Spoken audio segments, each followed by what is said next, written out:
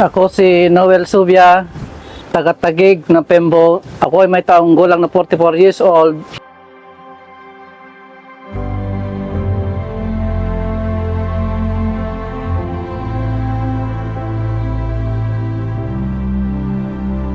Nag-change oil po ako nung last month, mga February 15. Ang performance ng Baganite na langis, maganda. Unang-una, matining yung makina at saka maganda yung hatak niya at maganda yung performance niya. Hindi basta-basta lumalapot yung langis. Malaki ang pagbabago sa hatak ng makina. Hindi katulad dati na parang nasasakal. Ako po si Lani Solidarios Poto. Naging operator po ako ng Balintawak Marcos Highway Avenue, Tandang Sora. Naging operator po ako ng jeep sa loob ng 8 taon.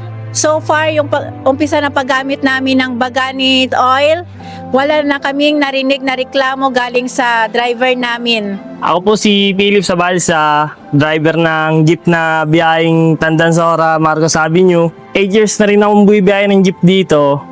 Okay yung jeep ko simula nung ginamit ko yung langis na Bagani. Wala naman ako masyadong naging problema. Yung mga gustong gumamit, maganda talaga sa jeep namin. Inihikayat ko kayo na gumamit ng Bagani oil.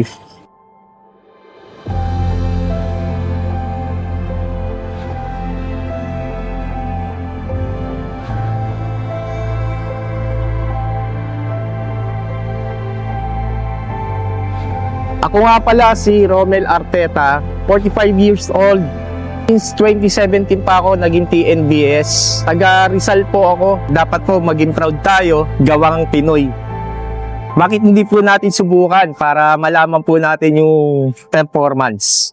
Since nag-change oil ako, tuloy-tuloy siya at swabe yung takbo. Sa tagal ko kasing pagmamaneho, since na nagpalit ako, kayang-kayang makipagsabayan sa ibang brand.